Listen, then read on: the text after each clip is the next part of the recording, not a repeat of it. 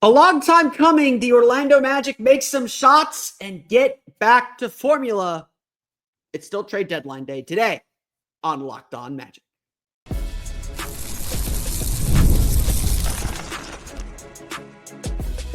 You are Locked On Magic, your daily Orlando Magic podcast, part of the Locked On Podcast Network, your team every day.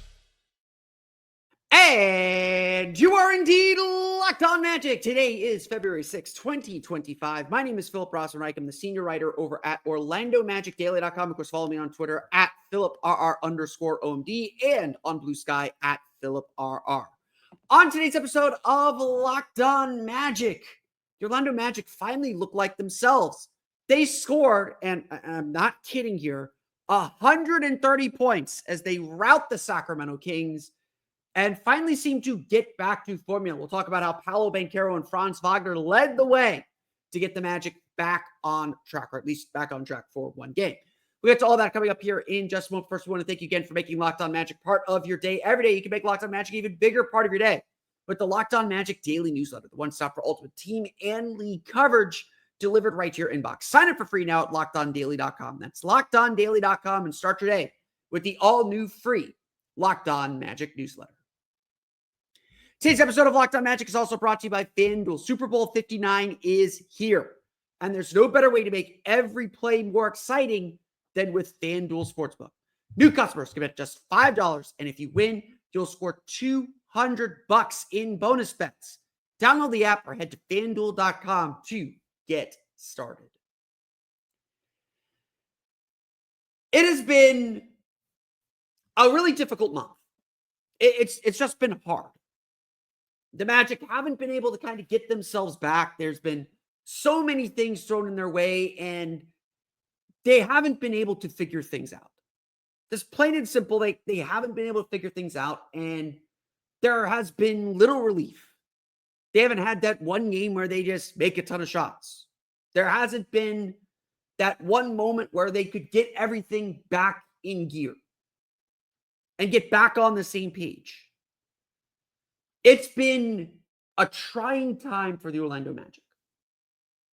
And all of their players are generally saying the right things, but they have acknowledged over the course of the last month that the vibes are off, that they're searching for answers and struggling to find them. The point that I have made repeatedly on this show is that it has to start with their stars. The one win the Magic have had in their last 10 games came when Paolo, Banchero, and Franz Wagner took over the game. They took ownership to make sure the Magic won, to make sure the Magic did the job. They played well. They have to play well. And everybody else fed off that energy. That hasn't been what's happened during this road trip. In Miami, Franz Wagner was going and Paolo struggled as they fell apart at the end of the fourth quarter. In Portland, they struggled to get anything going. In Utah, Paolo really struggled from the floor. And it's been difficult to get everyone else together because it just felt like their two best players were figuring it out. Were just not always completely engaged. Or at least not engaged in the way that they needed to be. And so, as the Magic faced the Sacramento Kings in a key game to try and make sure they got a win on this road trip, it was on their stars to set the tone. It was on their stars to make the plays, to do the right things, to play with the pace, the energy, and get the Magic back to formula. We know who this team is. We know what they're about. Their hounding defense, their constant pressure on the rim. It's the things that have been consistently missing over the last month that has put the Magic in this spot. And so they needed a game where it all clicked, where Paolo Banchero and Franz Wagner were intentional about getting to the rim, setting that tone early, and creating confidence in this roster. Safe to say that happened. Safe to say Paolo Banchero delivered a fantastic effort, delivered a dominant, aggressive game where he did not settle for jumpers, did not slow the game to a crawl, made quick decisions, got downhill. And everybody else on the team followed his lead. From the opening jumper by Kentavious Caldwell-Pope off a nice pin down, off a nice curl cut to the free throw line, to the last jumper Paolo made in the third quarter, a step back over Zach LaVine. The Magic had themselves rolling. Rolling so much that the Sacramento Kings were lost on defense. Even when Sacramento made a run to get back in the game, Orlando came out of halftime determined not to let this game follow the same script as all the other games on this road trip, where the Magic were in the game, still had a chance at halftime, but let go of the rope to start the third. Orlando was going to be the aggressors. Even with Sacramento in a zone defense, they picked it apart. Paolo got to the middle of the floor, let the defense collapse around him, found the open man, and they buried shots. Paolo Banchero and Franz Wagner led the way in this game. And we'll get to Franz here in a minute. They led the way in this game with 15 points apiece in the first quarter, in the first half. Paolo was 6 for 8. I'm going to double check that. I'm going to make sure I get my stats right here. Paolo was 6 for 8 in that first half. Franz Wagner was 6 for 14. The Magic had shot 56.8% and 4 of 10 from 3. Their defense, good enough against the Kings, as Sacramento converted off of turnovers and really tried to push the pace before the Magic could get their defense set. Then the second half came. Then the third quarter came specifically. And while Paolo didn't score in the third quarter, only 2 points, he had 4 of his 9 assists in that quarter.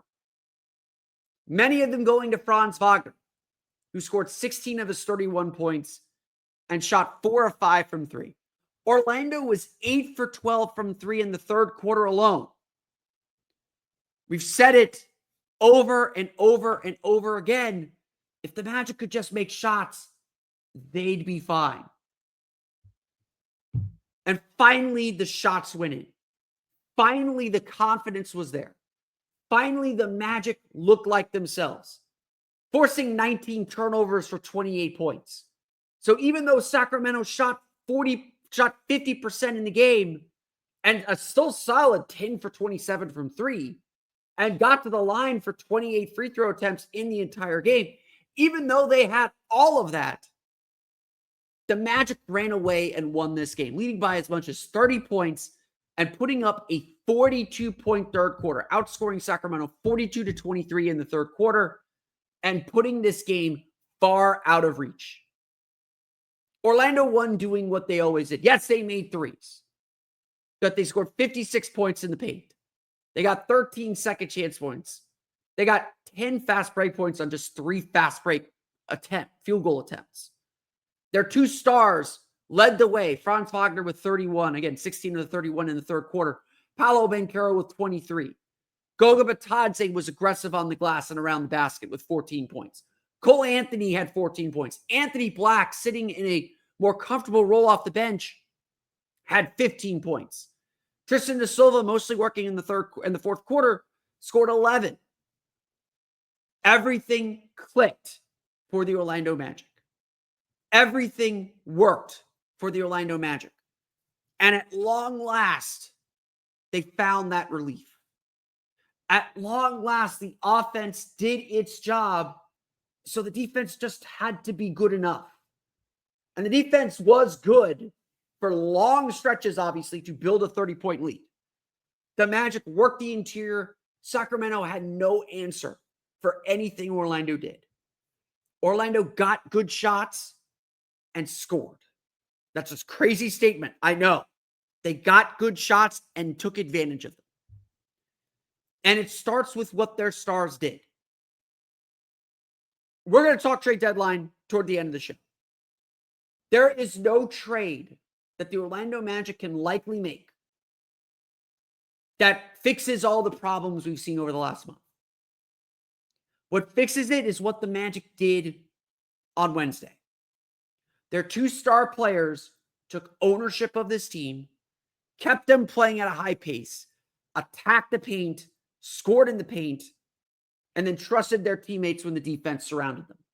They made fewer mistakes. They didn't turn the ball over. They made fewer mistakes and put themselves in a place to win. Paolo Banchero and Franz Wagner set the tone in this game. They were the superstar players that we know they can be. And when they play like superstars, the rest of the team comes with them. And it makes the Magic so much more dangerous. We know who this Magic team is. We know the formula for success. Now it's about living it and playing it every game. That's what the Magic did Wednesday night against the Kings. They lived it. They succeeded with it. And they got a win they very much deserved, 130-111. We went through a lot of the box score. We'll talk more about individual performances and how the Magic did coming up here in just a moment. But first, today's episode of Locked On Magic is brought to you by our friends over at PrizePicks. Basketball season is heating up, and there's no better way to get in on the action than with PrizePicks, the best place for daily fantasy sports. With more than 10 million members and billions in awarded winnings, PrizePicks makes it easy and fun to turn your sports knowledge into real money. Here's how it works. Just pick more or less on at least 2 player projections. And if you're right, you could win up to 1,000 times your cash. PrizePicks even has a free pick for the big game, where Patrick Mahomes only needs to throw 1 yard to win. Pair that with one more correct pick, and you are cashing out.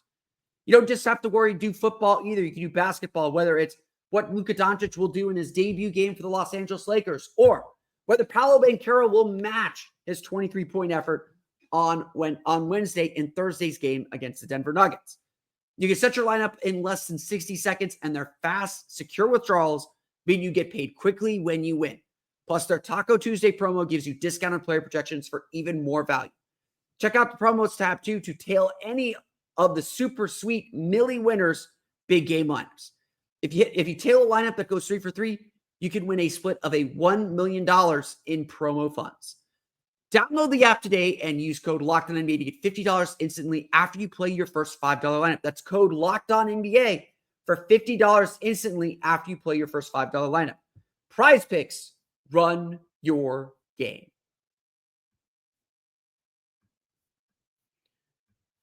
Let's run through the box score here as the Orlando Magic defeat the Sacramento Kings 130-111. Again, like so many things are kind of simple. The Magic made shots. 50 for 88, 56.8% from the floor, 16 for 31 from 3. They were 14 to 15 from the foul line. Didn't really get to the foul line much, even though they were attacking the paint. I say this all the time because we've experienced our share of 30-point losses. 30-point losses or being down by 30 says a lot more about the losing team than it does the winning team. I'll invite you to listen to Locked On Kings to get their perspective of this game. Just knowing enough Kings fans or following enough Kings fans, you know, they say that Sacramento struggles a lot with kind of longer teams, with teams with a lot of length and size like the Magic have. It's kind of a bad matchup for them, especially with De'Aaron Fox now no longer on the team. But they struggled to defend. They don't have a big rim protecting center, and Domantas Sabonis is a tough dude to move. He kind of grabs and pushes and fouls a lot, but the Magic still attack the basket with no penalty whatsoever. Like there was no one bothering them at the rim. And I think obviously the Magic understood this. Like, I want to repeat this. Like Paolo Banchero has really struggled with his shooting. And a lot of it has been because he seems like he's feeling it out. It seems like he's still kind of feeling out his injury and feeling out his body. And Paolo made quick decisions and attacked really well in this game. 23 points, 9 for 15 shooting, only 1 for 3 from 3. Like that he didn't shoot threes. Actually, he was 6 for 8 in the first half. His 2 misses were both threes. I like that he didn't take threes, didn't settle. He got to the basket, got to his spot, found a rhythm, scored around the basket. What more could you ask for? And then when the defense started to collapse and double him, he kicked it out for 9 assists. This is kind of the formula for the Magic. Paolo sets the tone early with his aggression. That gets the defense off of Franz Wagner. Then Paolo starts to work with Franz to get Franz his shots. Franz takes over, plays really well, and then Paolo typically finishes the game with his shot-making and creation ability. That's exactly how this played out. Paolo got going early, then Franz picked up the pace. He had 15 points at halftime, scored 16 of his 31 in the third quarter, didn't need to play, made 4 of his 5 3-pointers in the third quarter, 5 of 6 for the game, 12 of 22 from the floor, 5 rebounds, 3 assists. Just an awesome game from Franz. Once he gets into a shooting groove, he is pretty near unstoppable now. He was 5 for 14, I believe, at the half. I got the stats here. Yeah, 6 for 14 at the half, excuse me. So he was 6 for 8 in the third quarter. He didn't play in the fourth quarter. Once Franz gets rolling, he's really tough to stop. And the Magic understand that now with the way that he's played throughout the course of the season. He's just so good. But obviously, like, one of the problems the Magic have had is they've had games where Paolo and Franz are both going and controlling the tempo, and either they struggle to get others involved or others struggle to get themselves involved. In this game, they found Goga Bitadze around the basket. Went 7 for 7, 14 points, 7 rebounds. A really nice game from him. Chased blocks a few times on Sabonis, allowing him to get offensive rebounds, but because Sabonis had 6 offensive rebounds. That was a weakness in this game, but Sacramento just couldn't convert off of them. Orlando's interior defense was fantastic throughout the course of the game. From there to Cole Anthony, 14, continues his tear, 14 points, 5 for 9 shooting, 2 for 4 from 3. Gave the team a nice boost as well. The real difference in this game was Anthony Black. Off the bench, Anthony Black had 15 points, 4 for 10 shooting, made a 3-pointer, and 6 for 6 from the foul line. The 6 for 6 from the foul line, the most free throw attempts on the team, really says a lot. He was aggressive. He was trying to get to the basket. He was not settling, and he was playing so fast. The tempo of this game, the whole team, like, look, Orlando plays at the second slowest pace in the league. They play with the second fewest possessions for 48 minutes in the league. They like to slow the game down. They like to bleed the clock, and it's fine to bleed the clock. But what you can't do is what the Magic have done throughout the course of the last week and a half, where they are just running slow. They're not getting into sets. They're not getting into actions. They're not getting downhill soon enough, and they have nowhere to go, so they have to take bad shots. Anthony Black in that starting group playing alongside Paolo and Franz tends to get lost. He's going to defer to them, as he should, and get stuck in the corner because he's not on the ball. With that second unit, and I had some criticism of Jamal Mosley going with an entire second unit, with an entire 5-man second unit, instead of leaving Franz or Paolo in to help them out. It worked out, though, because AB was aggressive. And if that was the task, if that was what they were trying to do with that lineup, it worked. The Magic got the ball to Anthony Black. He got downhill, played fast, kept the team playing fast, and really put them in a position where they could be aggressive offensively. That's really what it came down to, is the Magic were just aggressive on offense. Orlando didn't need a ton of scoring. Like, Wendell Carter had another nice game, 8 points, 8 rebounds. He's really started to come into his own. I know the shooting's maybe not exactly where everyone wants it to be. And, for the contract he signed, maybe they want more, but 2 for 2 from 3. Carter had a really nice game overall. I had 2 steals as well. Tristan DeSolva, again, mostly in the fourth quarter, 11 points, 5 for 5 shooting. Just a really smart game from him too. Orlando, had guys, Orlando was not perfect defensively. And I think that's honestly what's most impressive about this game. Orlando's had a lot of games during this losing run where they maybe play well early, the shots stop falling, the other team gets going, and everything just snowballs. They can't kind of reel themselves back in. The first quarter of this game was pretty much a mirror of the first quarter in Portland. Orlando led 37-31. The offense was rolling. The defense had its moments, but they gave up some late shots. They gave up some late momentum. The other team scoring, and you're just like sitting there thinking, there is no way the Magic keep this up. We know they don't have the firepower. If the defense is playing like this lead's going to go away. I took a number of comments on social media of people saying, well, that was fun while it lasted. Team's going to blow the lead, yada, yada. It's just there's a defeatist attitude out there that I want to stamp out. Like, don't be defeatist. This team is good enough. That didn't, but like the Magic didn't blink this time. They took some hits. They took some runs. They came out of the halftime locker room ready to play and bury their opponent. And then they did not relent. That's what good teams do. That's what the Magic had done for so long this year and hadn't done. They showed a ton of resilience. And that's what's going to help the Magic kind of right the ship. Their stars led the way. They played well. They paced the team through the rough spots. And then everyone else found that confidence and fed off that confidence for the rest of the game. That's what the Magic needed. They needed this relief. That's really what this is. It's relief.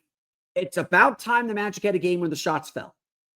Will this happen Thursday against Denver? That's a really tough road trip. It's a really tough back-to-back. I think they said on the broadcast the Nuggets are 14-4 this year when teams travel east on the second night of a back-to-back in Denver. It's going to be rough. It's probably going to be a little rough on Thursday. But if the Magic can somehow bottle what they did and certainly bottle the process of how they played, they'll have a chance to win Thursday, and they'll be back on track during this home stretch, especially heading into the All-Star break. They'll be back on track to get where they want to go. Again, my confidence has wavered. I will admit that. I thought last week they still had a shot to 5 seed. Maybe they still do. We'll talk goals after the All-Star break when we get to the All-Star break, but the 6 seed is very achievable. Like they'll be a 500 team. They'll get to 42, 40, 43 wins. I am very confident of that. And I think that puts them in the playoffs. I think that puts them in the postseason fairly comfortably. But we shall see. What's important today is the Magic got back to their formula. The Magic got those good vibes back. You could see the guys smiling. You could see the relief. They needed it. Unfortunately, it's just one game. There's another game Thursday and the trade deadline too. Let's talk about what to expect Thursday at the trade deadline, whether the Magic will do something, what will happen. We'll get to that coming up here in just a moment.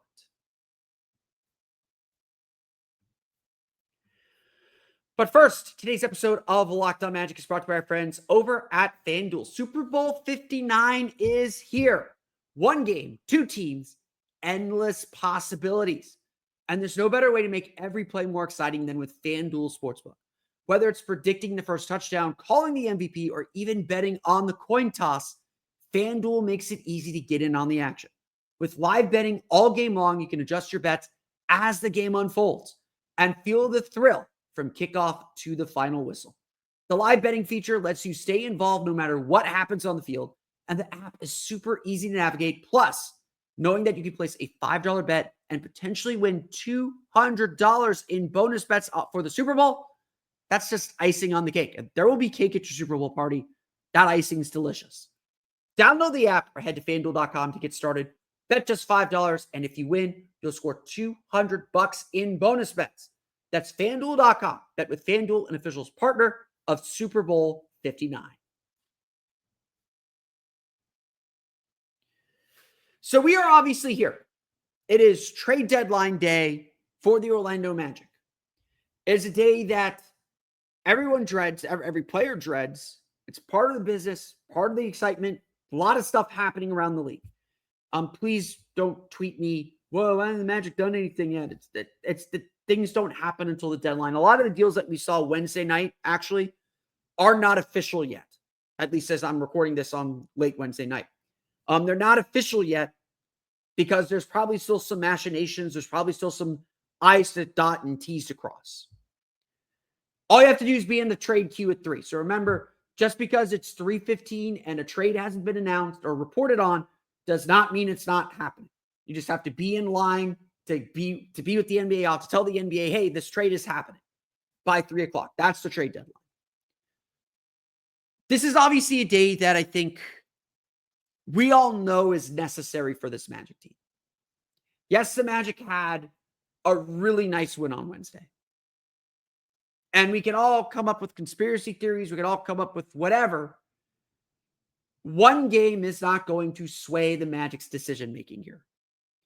One game is not going to change the path the Magic are on. They played 50 games already. Like, They know their team. They know its weaknesses. They know what they need to, what they should be targeting. They know what they want to target. By this point, you're probably not starting a deal from scratch on Thursday morning. If anything, you're finalizing deals, making one last kind of shopping trip to say like, oh, hey, do you want to revisit this thing that we talked about last week? This is about kind of pushing things across the finish line. That's trade deadline day. And we know what the Orlando Magic need. We know they need shooting. We know they need creation. Like Cole Anthony having this renaissance over the last 2 weeks, 3 weeks, 4 weeks shows how valuable his creation is. And why a player like him is still so valuable. And it would be tough to trade him if the Magic are moving in that direction. There are plenty of options at the guard spot that would help this team. And, kind of my opinion, if the Magic can come away Thursday with one of Colin Sexton, Anthony Simons, or Kobe White, I will be very satisfied as saying, okay, they took a big step forward. They added some really good talent to this team. Ultimately, what the Magic are trying to do is trying to build a better team, not only for this year, but for the next 2 to 3 years. What they accomplish this year is part and parcel to what they're trying to accomplish moving forward. And that doesn't change after one game, after one really good game against the Kings. So what are the Magic shopping? We know kind of what the Magic are targeting. We know what they're looking for: shooting, playmaking, yada, yada, yada. Offensive depth. What are the Magic shopping? The salaries that they probably have to move to get anyone of significance are Cole Anthony, Gary Harris. Those are the two big salaries they're very comfortable moving, I think. Whether they're able to get something over the finish line will depend on which picks they're willing to part with. I kind of think they want to save at least their own first-round pick for draft night to trade. This is going to be a two-phase plan. There are two moves the Magic are going to make here in the next two transaction windows. So the question then becomes, is Cole Anthony what they're looking to trade? Is Gary Harris what they're looking to trade? Which draft picks are they looking to move? That's where we start. Then, if they're thinking big or they're thinking about players, are they willing to part with young players? Is Jett Howard on the table? Is Anthony Black on the table? And who would they be willing to part Anthony Black for? Or are they just so invested in Anthony Black that they're not willing to trade him? That, to me, is actually the central question for the Magic. Very quietly, the central question, because AB, I think, is improved. I think he's had a solid season, but he's not been what the Magic need. And if they're a winning team, they need Anthony Black to be like what he was Wednesday night instead of what he's been like for most of the season. And he's been really inconsistent, what you expect from young players. So I don't think you want to give up on him, but you got to know what his value is too and what you are willing to give up on him for. Making a trade is going to be tough because I don't think the Magic are ready to part with any meaningful players. I need super meaningful players.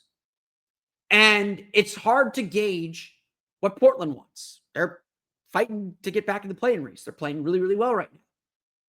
Do they want another guard? They got some young guards they're trying to develop.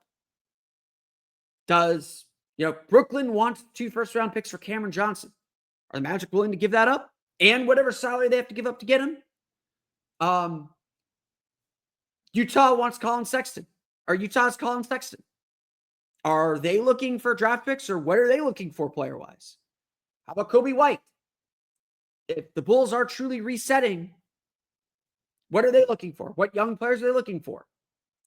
Could you be able to get away with just giving them Jett Howard and a pick for Kobe White rather than giving up Anthony Black? Ultimately, here's what I think happens Thursday. Ultimately, I think the Magic are trading Gary Harris.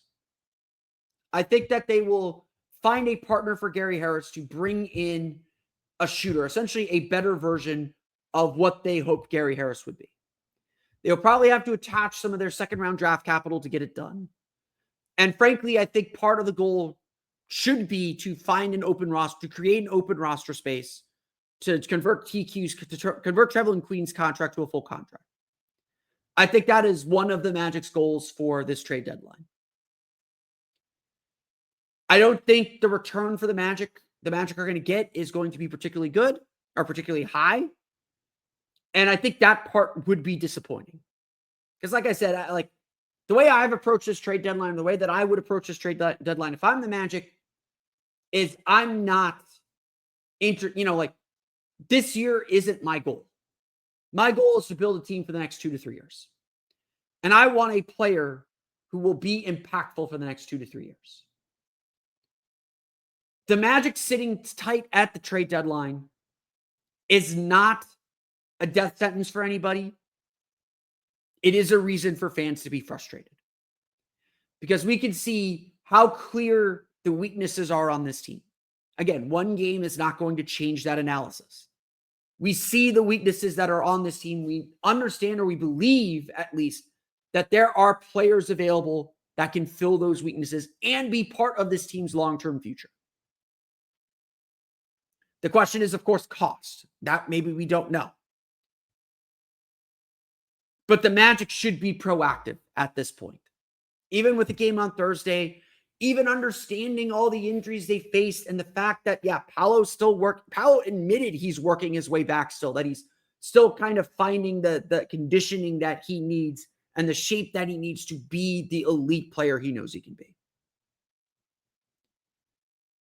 So maybe this is a deadline where something big happens. Not like earth-shattering, stealing the headlines big, but something that will affect and improve this roster for both the short and the long term.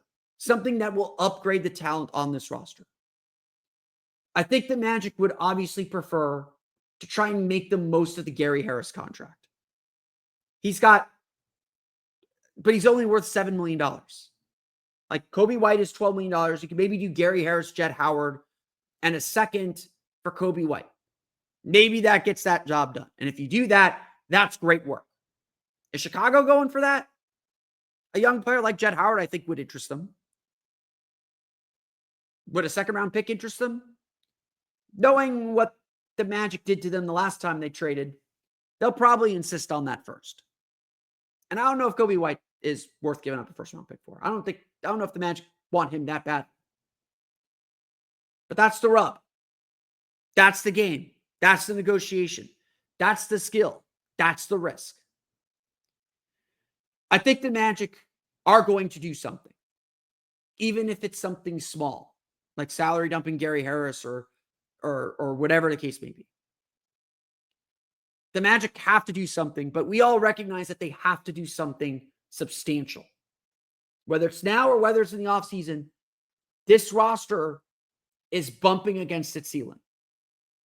They are still struggling to compete and beat the best teams in the conference, and that's where they want to go. And the only way they're going to get there is with more consistent shooting and more consistent playmaking outside of Paolo and Franz. Their defense will survive. They'll be good defensively. Jalen Suggs will come back eventually. Probably at this point after the All-Star break. For sure after the All-Star break. Hopefully before, but for sure after the All-Star break. The Magic have to start addressing these needs now.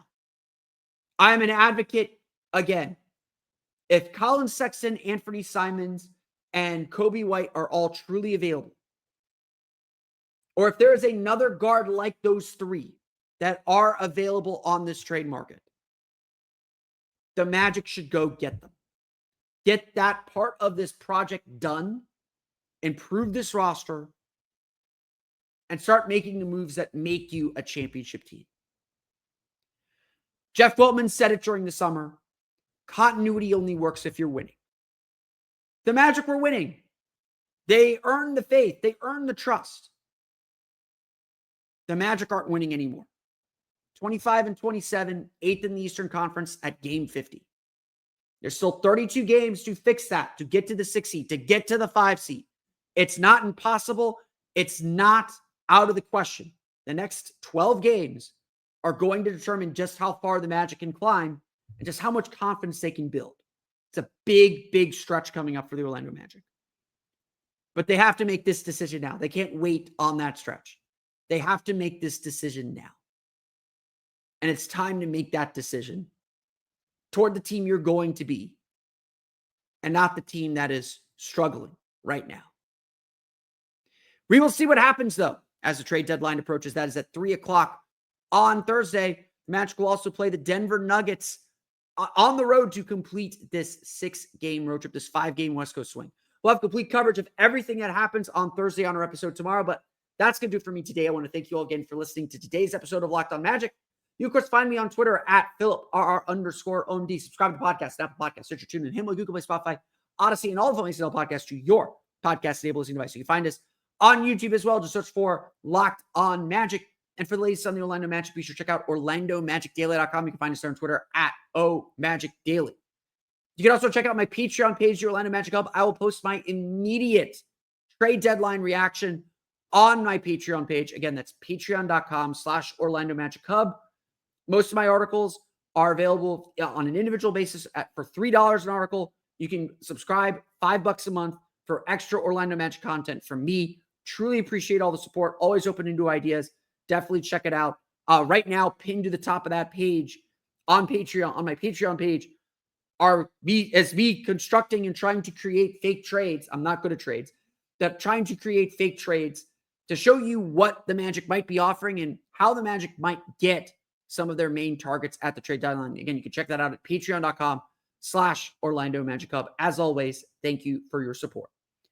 As if all that's not enough, you can also check out the Locked On Magic daily newsletter, the one-stop for ultimate team and league coverage, delivered right to your inbox. Sign up for free now at LockedOnDaily.com. That's LockedOnDaily.com, and start your day with the all-new free Locked On Magic newsletter. Before we log off, a few just quick announcements. I'll be at the Duvin Orlando Magic collab launch party on Friday. You can check that out. It's going to be at the Great Southern Box Company Food Hall and Bar. I'll share some of the gear that they sent me on tomorrow's episode. Speaking then of tomorrow's episode, I will do a full episode on the game.